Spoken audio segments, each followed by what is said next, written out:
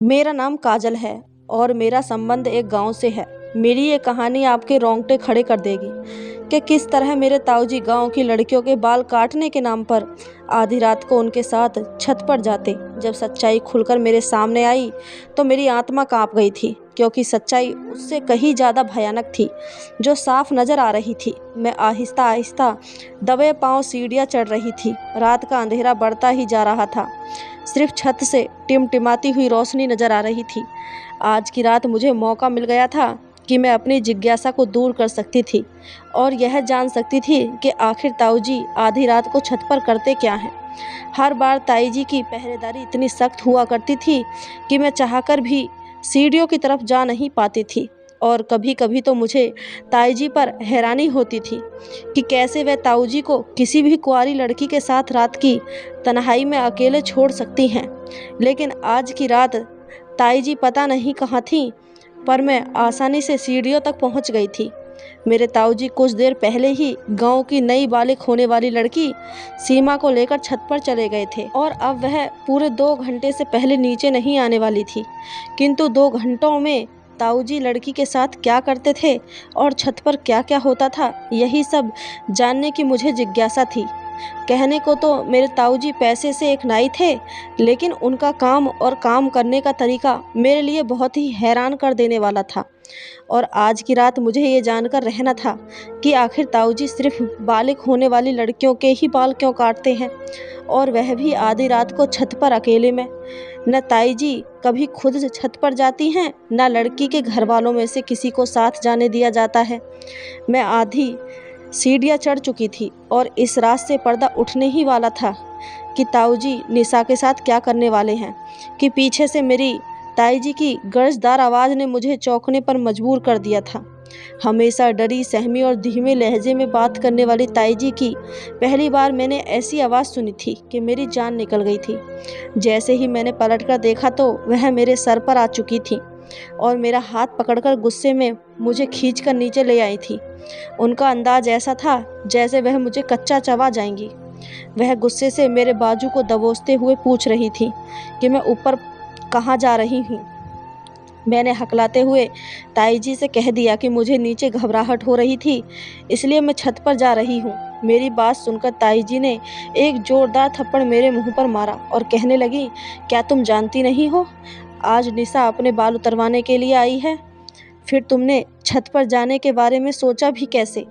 क्या तुम अपने ताऊ का काम बंद करवाना चाहती हो? क्या तुम जानती नहीं हो, तुम्हें और तुम्हारी माँ को तुम्हारे ताऊजी ने पाला है। तुम्हारे बाप के मरने के बाद से तुम्हारे ताऊजी ने तुम्हारी सारी जिम्मेदारी अपने सर पर ले रखी है और तुम हो कि उनके काम के पीछे पड़ गई हो। तुम्हारे ताऊ बिल्कुल भी नहीं चाहते कि जब वह काम करे तो कोई उन्हें बीच में परेशान करे, यहाँ तक कि मैं भी नहीं। इसलिए मैं भी कभी ऊपर जाने की कोशिश नहीं करती। बेहतर है कि आज के बाद तुम भी मत जाना आधी रात के वक्त और इस तरफ नज़र ना आ जाना, वरना अच्छा नहीं होगा और फिर मैं तुम्हारे ताऊजी को तुम्हारी शिकायत करूँगी। ताईजी की बात सुनकर मैं बहुत ज़्यादा डर गई थी, क्योंकि ताऊजी से तो वैसे ही मुझे डर लगता था और फिर उनकी अजीबोगरीब करतूत की वजह से भी मैं बहुत ज़्यादा परेशान रहती थी। अगर ऐसे में ताईजी उनसे मेरी किसी तरह की कोई शिकायत करती तो मेरे लिए और परेशानियां खड़ी हो जाती। मैंने फ़ौरन ही ताईजी से माफ़ी मांगी और कहा कि आज के बाद मैं कभी ऐसी गलती नहीं करूँगी। ताईजी ने मुझे नरमी से कहा कि अपने कमरे में जाकर सो जाओ। मैंने सही मौका समझा और अपने कमरे की तरफ दौड़ लगा दी।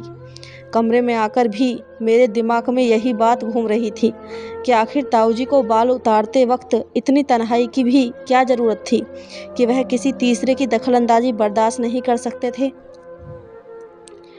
जब के गांव का दूसरा नाई वो बीच चौराहे पर अपनी कुर्सी डालकर बैठा रहता था और आधे गांव के बीच लोगों के बाल काटता था, उसे तो ना ही किसी तरह की तन्हाई की ज़रूरत थी और ना ही किसी के आने जाने से कोई परेशानी थी। लेकिन मेरे ताऊजी तो अलग ही तरह के नाई थे। दूसरों के ताऊ तो उनकी भतीजी से लाड़ प्यार करते थे, मगर मेरे ताऊजी तो सिर्फ़ और सिर्फ मुझ पर पाबंदियां लगाया करते थे। हर बात पर बस यही कहते कि अब तेरा बाप मौजूद नहीं है तो इसलिए तू मेरी जिम्मेदारी है।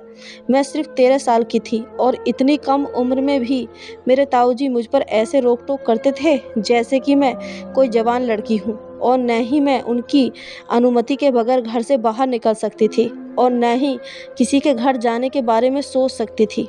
मुझे स्कूल से लाने ले जाने का काम भी ताऊजी खुद ही किया करते थे। कभी कभी तो मुझे ताऊजी पर इतना गुस्सा आता कि मेरा दिल चाहता कि किसी तरह मैं उनसे अपनी जान छुड़वा लूं, लेकिन ताऊजी से तो मेरी जान भी नहीं छूट सकती थी, क्योंकि उनका नाई का काम था ही इतना अजीब कि कभी कभार महीने में एक बार वो बाल काटा करते थे, और वह भी हमारे ही घर की छत पर। बाकी सारा वक्त तो वह घर पर पड़े रहते और मुझ पर नज़र रखते हैं। मेरे पापा बहुत पहले हमें छोड़कर ऊपर वाले के पास चले गए थे, इसलिए मेरी जिम्मेदारी मेरे ताऊजी के कंधों पर ही थी, और इसी वजह से ताऊजी मुझ पर अपना पूरा हक समझते थे। ऐसा नहीं था कि ताऊजी कोई कुंवारे मर्द थे, बल्कि वह तो एक शादीशुदा आदमी थे। उनकी शादी को 15 साल होने वाले थे। ताई जी भी हमारे साथ ही रहा करती थी, लेकिन पता नहीं क्यों वह इतनी डरी सहमी सी नज़र आती थी, जैसे उन्हें किसी बात का कोई डर हो। जबकि मेरी माँ बहुत ही हंसने बोलने वाली औरत थी और ताऊजी के साथ भी बिल्कुल नॉर्मल रहती थी। ना ही उन्हें ताऊजी से डर लगता था और ना ही वह ताऊजी से झिझकती थी। जबकि ताऊजी के आगे तो ताई जी की जान निकलती थी। ताऊजी से नज़र मिलाकर बात तक नहीं कर सकती थी, बल्कि खामोशी से उनके हर हुक्म के आगे सर झुका देती थी। शायद इसकी वजह ये भी थी कि शादी के 15 साल बाद भी उनकी गोद खाली थी। वो ताऊजी को औलाद न दे सकी थी। जो भी था, मुझे अपने ताऊ एक आंख नहीं बहाते थे, क्योंकि उनकी वजह से मेरा बचपन भी जवान लड़कियों की तरह गुजर रहा था। और जैसे जैसे मुझे समझ आई और पता चला कि मेरे ताऊजी क्या काम करते हैं, तो मैं हैरान रह, क्योंकि मेरे ताऊजी मर्द होकर भी मर्दों के बाल नहीं काटा करते थे, बल्कि वह तो लड़कियों के बाल काटते थे, और वह भी ऐसी लड़कियों के जो बालिग हो जाया करती थी।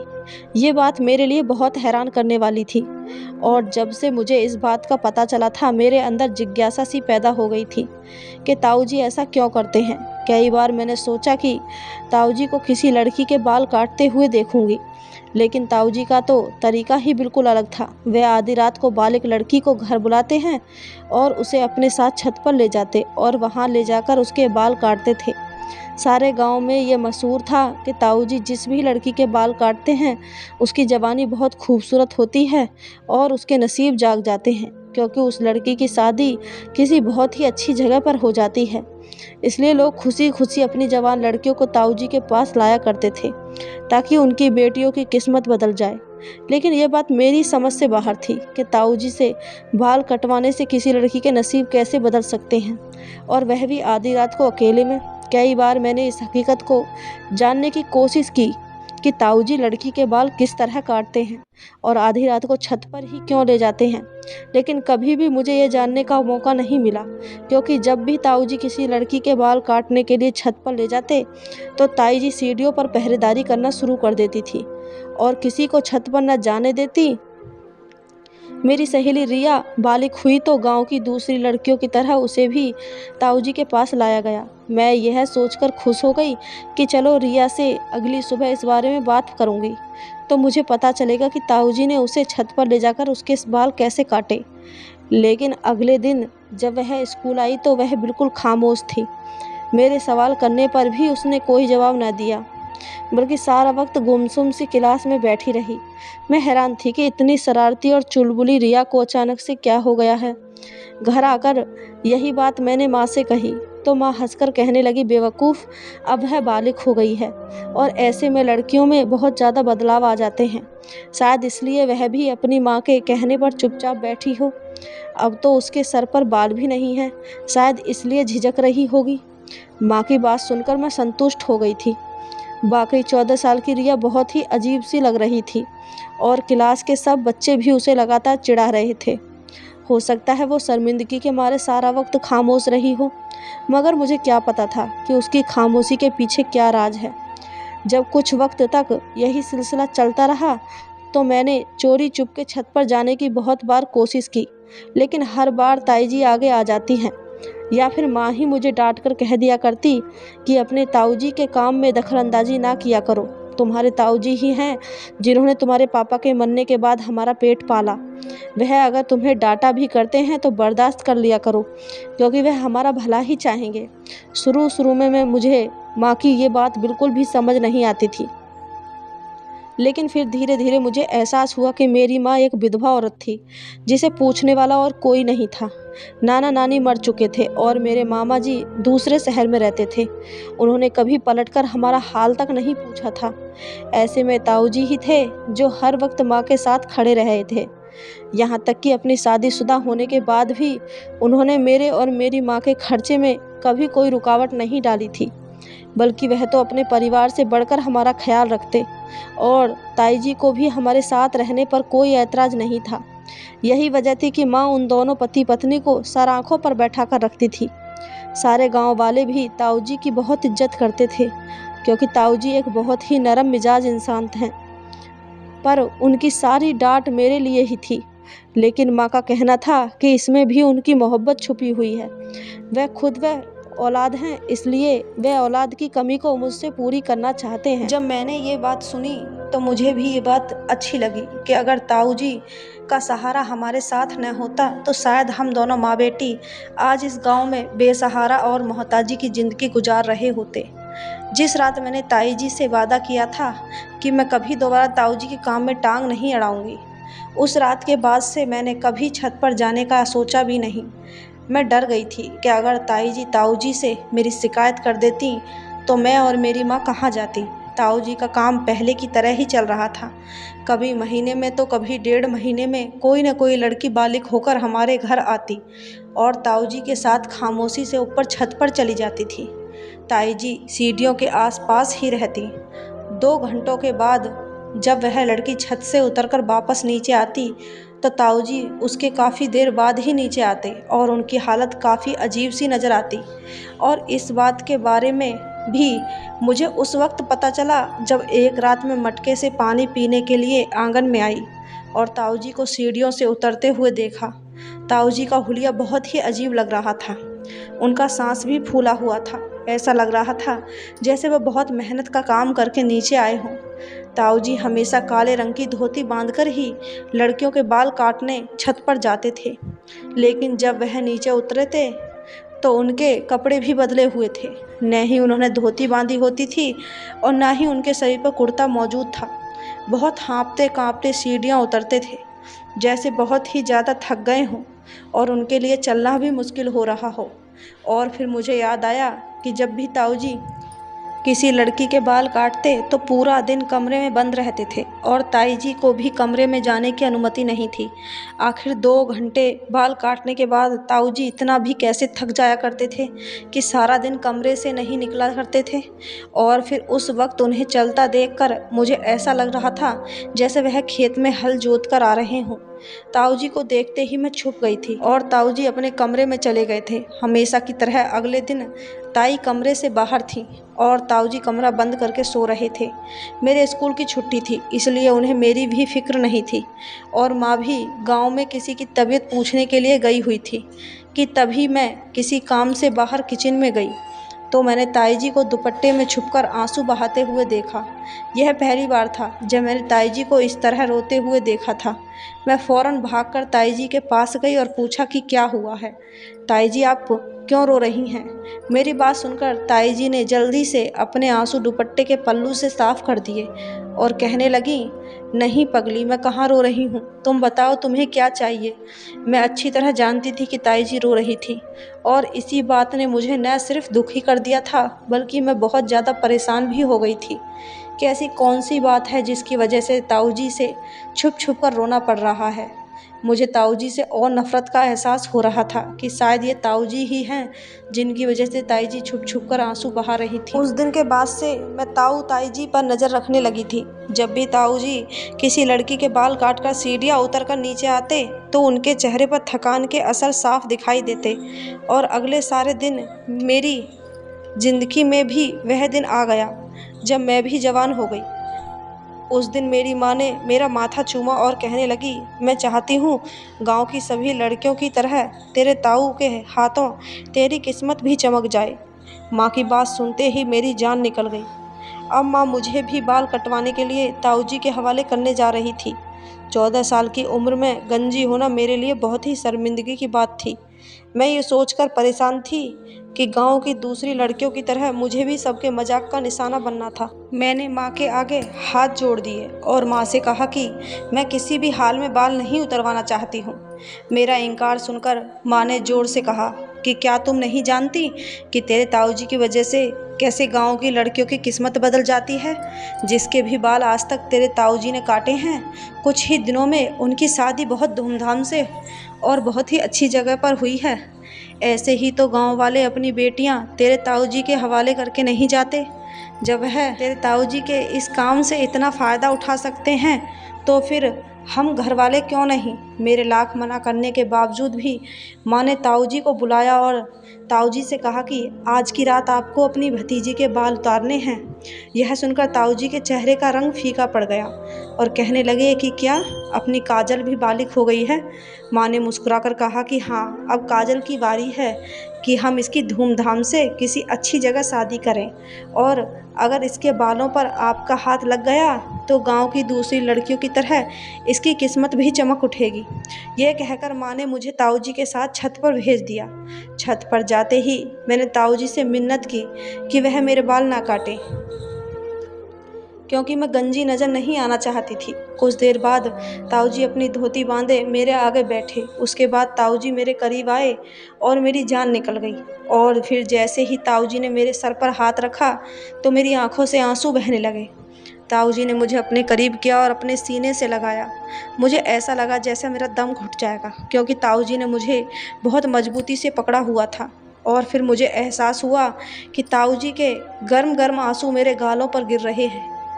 मैं हैरान हो गई कि ताऊजी क्यों रो रहे हैं। काफ़ी देर बाद जब ताऊजी ने मुझे खुद से अलग किया तो उनकी आंखें लाल हो चुकी थीं और आंसुओं से उनका चेहरा भीगा हुआ था।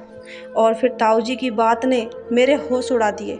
रोते हुए कहने लगे, काजल, मैं तेरे बाल नहीं काट सकता, मैं तेरे साथ कुछ गलत नहीं कर सकता।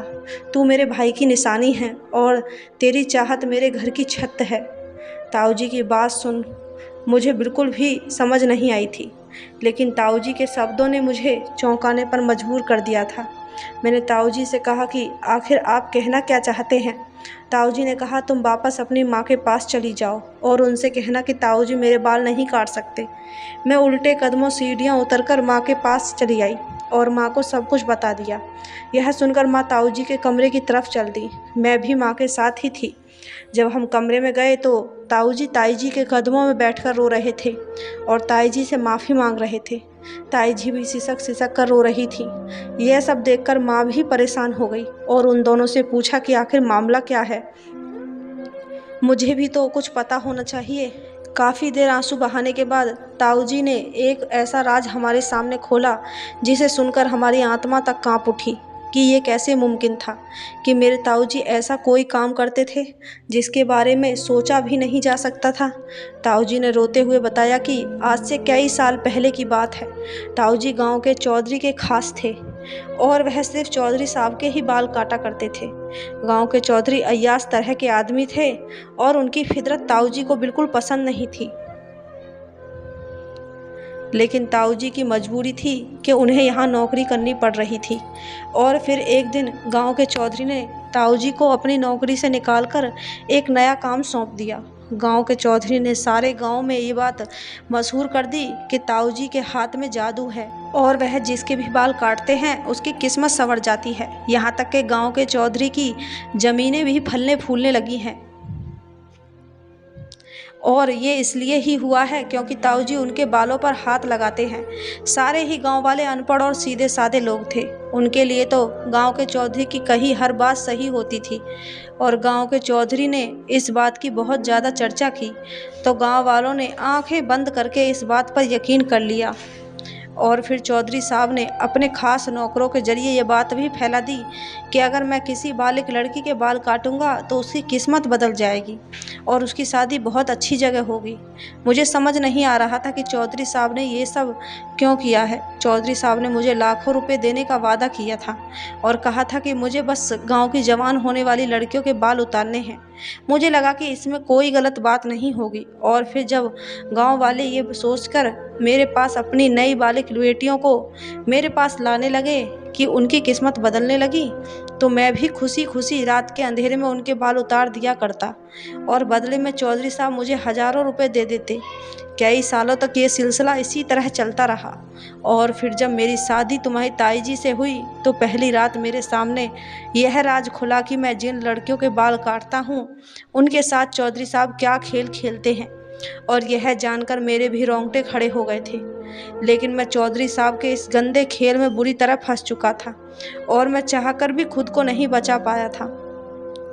और आज तक मैं उनके इस खेल का शिकार हूँ। चौधरी साहब को कम उम्र की नई नई जवान लड़कियों के साथ अपनी हवस पूरी करने का शौक़ था और गांव में इस बात को बहुत ज़्यादा छुपाया जाता है कि कोई लड़की कब जवान हुई है। इसलिए चौधरी साहब ने ये खेल रचाया और लोग उनकी बातों में आ गए।